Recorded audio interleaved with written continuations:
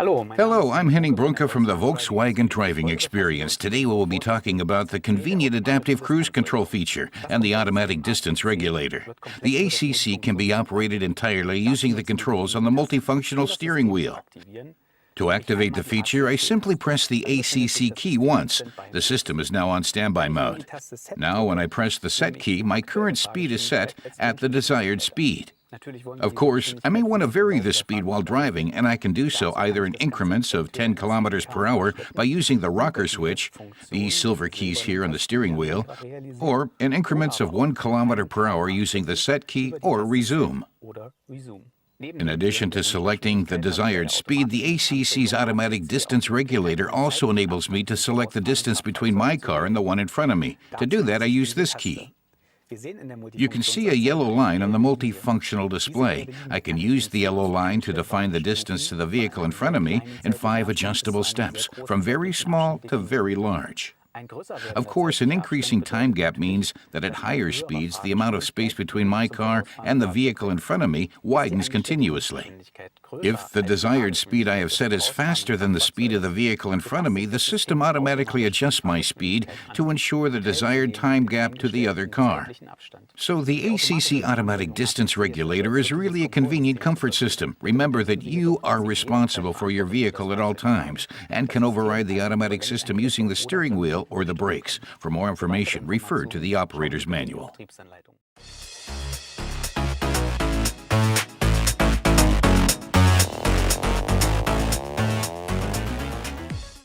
Hello, I'm Martin Escher from the Volkswagen Driving Experience. Today we're going to look at the electronic parking brake and the auto hold feature. When I've put the car in gear to begin driving and release the clutch while applying the gas pedal, the parking brake releases automatically. In a vehicle with a DSG gearbox, the parking brake releases automatically when I release the brake and press on the accelerator. Although in older models, this only applies when the seat belt is buckled as well. When I turn off the car on a slope, the auto hold function prevents the car from rolling downhill, even when I take my foot off the brake. To begin driving again, I just have to release the clutch with the car in gear, then press the gas pedal to release the auto hold feature. In cars with a DSG gearbox, all I have to do is press the accelerator and the car starts to move. When I come to a stop, the car is protected from rolling by the auto hold function. Now when I open the door, auto hold automatically switches over to the electronic parking brake. The electronic parking brake also has another added safety feature. If I am in the driver's seat, but for some reason unable to control or steer the car, the passenger can raise the electronic parking brake lever and hold on to it. This brakes the car by applying the ABS system to all 4 wheels, bringing the vehicle to a stop. That was what you need to know about the convenient electronic parking brake and the auto hold feature. If you have any questions, you'll find all the information you need in the operator's manual.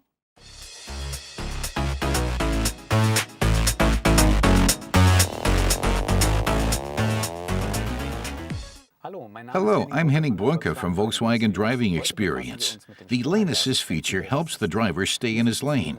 It uses a camera located in the mirror triangle that is capable of recognizing lane markings and barriers.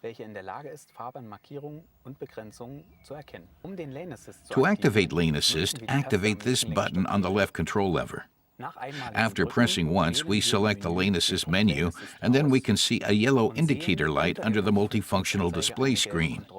This tells us that Lane Assist is in standby mode. When the system recognizes lane markings, the indicator light changes from yellow to green. That means the system is helping the driver by making corrective steering adjustments when the car gets close to a lane marking. Another option available is adaptive lane guidance. It continuously assists the driver while driving. The moment the car deviates from the desired position, we notice a gentle, timely steering correction that is different from normal operation, when the steering correction is not activated until the car is about to depart from the lane. Lane assist is active, but now let's say we want to change lanes. We simply activate the blinker and that returns the lane assist system to standby mode, and we can change lanes without the car undertaking any steering corrections. The lane assist feature helps drivers drive safely, but please be sure to keep both hands on the wheel at all times and observe your surroundings carefully. After all, you are still responsible for driving the vehicle. You can find more information in your operator's manual.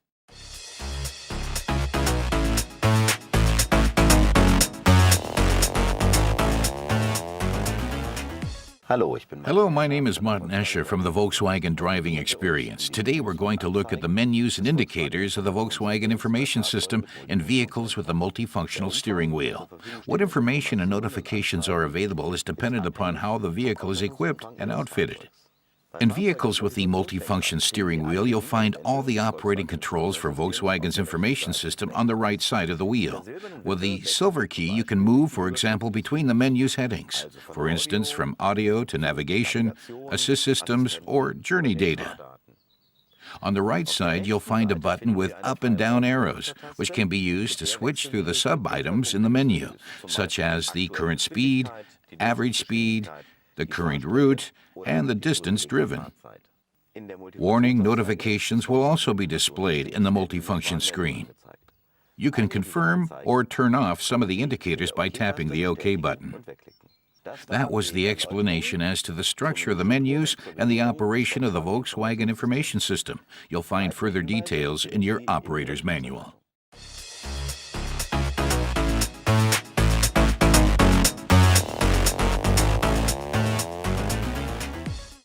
Hello, I'm Martin Escher from the Volkswagen Driving Experience. Today we'll have a look at the convenient automatic parking assistant that can help you parallel park your car. When using the parking assistant, it's important to understand that the parking assistant only helps with the steering. That means that you, as the driver, are responsible for the speed of your vehicle and for braking. The accelerator and brake pedals still control the car, so you are in charge of the speed. All the assistant does is take over the steering for you. When looking for a parallel parking space, you drive along the row of parked cars, and the assistant looks for a suitable space. Once it has found a space that's large enough, it indicates it, and your car asks you to engage the reverse gear. Then the assistant takes over the steering, while you control the speed and the brakes. You should watch the display screen and monitor the position of the vehicle using the side mirrors, always following the instructions displayed in the multifunctional display screen. Now, the instructions say to put the car in forward and leave your foot on the brake until the steering wheel has turned into the proper position. Then the car moves forward, tells me the parking assistant is complete, and I should take over the steering again. And we are in the parking space. The parking steering assistant not only helps us get into a parallel parking space, it can also help us get out. I get in the car, start the engine, put the car in reverse, activate the switch, and the car tells me to turn on my blinker to indicate which direction I want to go. Then the steering assistant takes over. I carefully release the brake and the car begins to move into the position shown. I put the car in forward gear and it moves into a position from which we can drive out of the parking space. After checking for oncoming traffic, I can leave the parking space in a single move. The second functionality we want to look at is backing into a diagonal parking space. To do this, we drive along a row of parked cars and activate the assistant. The assistant looks for a suitable parking space, which is then indicated up here in the multifunctional display screen. Now we have a diagonal parking space we can back into. Just what we need. The steering assistant is activated.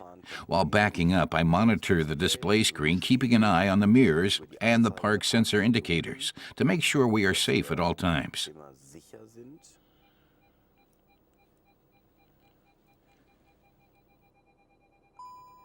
And then the multifunctional display screen tells me what I have to do. In this case, I should put the car in forward.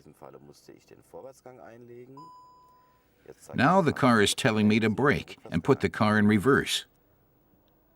Then the final adjustments are made, and we are safely in the parking space, in our final position. The third functionality of the Parking Steering Assistant 3.0 is pulling into a diagonal parking space. A problem can arise here, namely that when I pull into the parking space and notice I didn't start from the right angle, I can get stuck in the space. In this case, I don't activate the parking assistant until I have entered the parking space. The assistant then takes over the steering for me, brings me into the proper starting position for the respective parking space.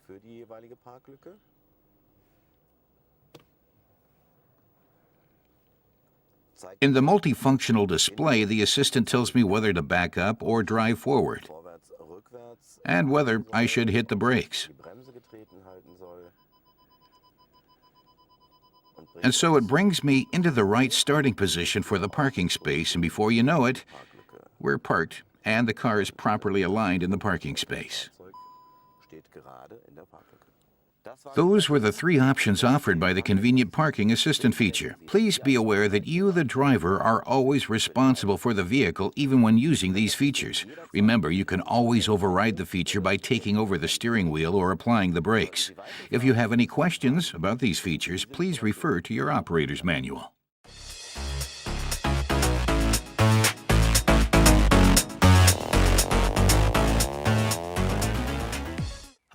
Hello, I'm Martin Escher from Volkswagen Driving Experience. Today's topic is the StartStop System. The StartStop System automatically turns the engine off when you stop the car or when you're waiting at a traffic light. If necessary, the motor starts again automatically. The StartStop System comes on automatically every time you start the ignition. A few conditions must be met in order for the StartStop System to work. They include the driver is buckled up, the driver's door is closed, and the engine must have reached its minimum operating temperature. There are other criteria that must be met, and you can find them in your operator's manual in the section about the StartStop System. You can also access additional information about the status of the StartStop System while driving. To do so, press the car key of your infotainment system, select the Vehicle Status feature, and then the menu point StartStop. In the next step, we will see how the StartStop system works. In models with a manual transmission, you can press the clutch when standing still or rolling to a stop. Then put the car in neutral and release the clutch again, and the engine turns off. To start the engine again, press on the clutch pedal again. On models with an automatic transmission, when you press the brake pedal, the motor turns off just before you come to a complete stop or while you are stopped. To restart the engine, simply take your foot off the brake or press the accelerator. Sometimes the engine will restart automatically while you are still at a complete stop, even though you have not released the brake pedal. One reason for this could be that you move the steering wheel. Another reason might be that the temperature in the vehicle has gone up or down too much, or perhaps the battery is losing its charge. And now let's talk about a special case involving the ACC. The vehicle is brought to a stop using the ACC, and the StartStop system turns the engine off. Now there are three ways you can restart the engine. The first is by pressing the gas pedal. The second is you restart the ACC using the resume key on your steering wheel.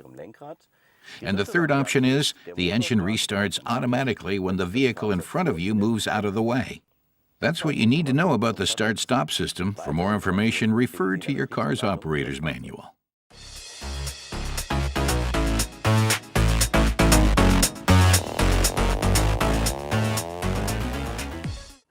Hello, I'm Martin Escher from Volkswagen Driving Experience. Our topic today is the tire pressure monitoring system. Tires are the most important connection between your vehicle and the road, which means they are very important to your safety.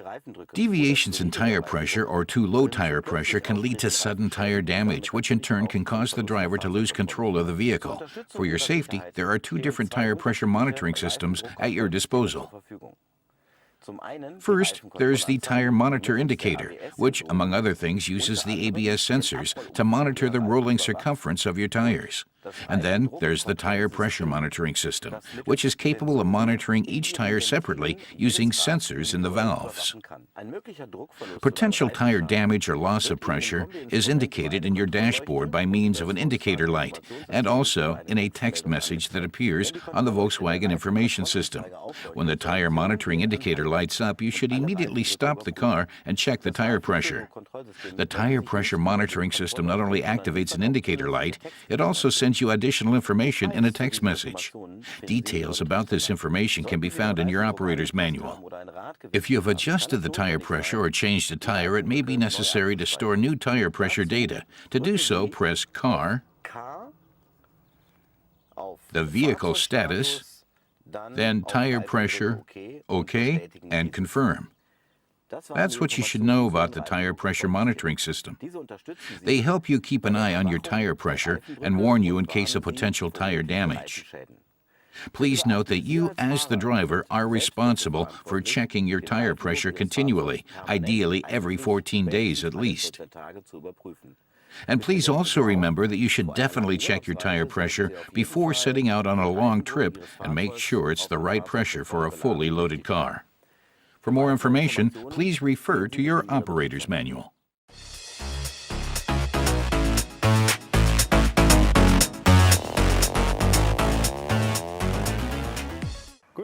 Hello, I'm Peter Bunke from the Volkswagen Driving Experience. Today we're going to talk about AdBlue. Today's diesel engines use SCR catalytic converters to reduce emissions. These converters need a special carbamide solution called AdBlue. How much AdBlue you need depends on a number of different factors, including, of course, your own style of driving. The amount to be refilled depends on the make of the car and the type of engine. When the remaining potential range gets down to about 2,400 kilometers, an indicator will light up on your dashboard. This is to warn you that you need to refill AdBlue soon. You have several options. Modern filling stations will have pump nozzles for AdBlue that can be used with normal passenger cars, so you can refill AdBlue just like you would fill your gas tank. The second option is the one I'll show you now, refilling from a container. Before you begin refilling AdBlue, be sure to read the warnings in your car's operator's manual, and of course, also the warnings from the manufacturer of AdBlue.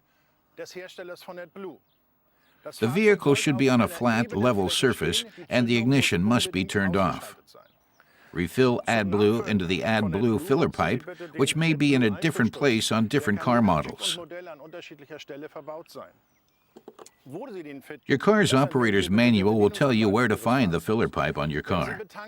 When you refill, you should add at least as much as indicated in the warning notice that appears on your dashboard.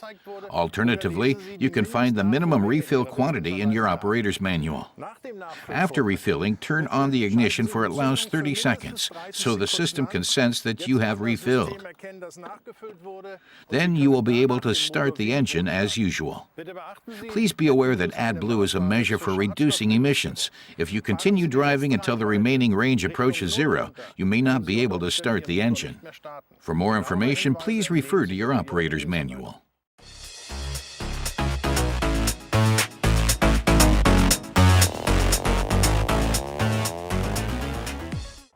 Hello, I'm Henning Brunke from Volkswagen Driving Experience. Today we will talk about the keyless access system. What makes this system so convenient is that the driver only has to have the key on their person to unlock, lock, or start the car. To understand this feature a little better, let's go right to the car. We are approaching the locked car. Right now the car is checking whether the key is within one of the three large sensor areas, namely the driver door, the passenger door, or the rear trunk area. All you have to do is touch the door handle, and the door unlocks so the driver can get in. And if the battery in your key should run down, of course you can still open the car. You just have to remove the bit from the key. Then pull on the handle a bit to remove the covering cap. Underneath there's a conventional lock, the kind we are familiar with, and the key bit can be used to unlock it. To start the ignition, all you have to do is press the button. If you also want to start the engine, you have to press either the brake or clutch, depending on the type of transmission you have, and press the button again. On the Passat GTE, this also takes place soundlessly, because the car always starts in electric mode initially. We just talked about what happens if your key's battery expires, and in this case, too, there is an alternative. There's a small area here, and all you have to do is hold the key in front of it, and you can start the engine again.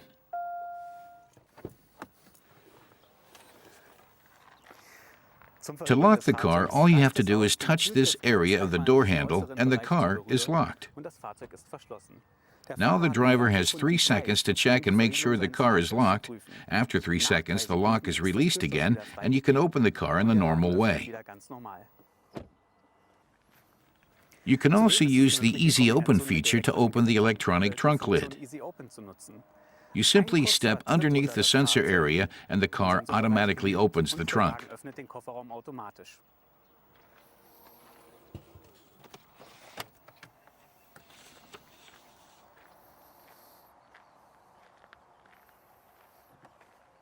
The convenient keyless access system makes it easy for you to open, start, and lock your car. You'll find all this information and more in your car's operator's manual.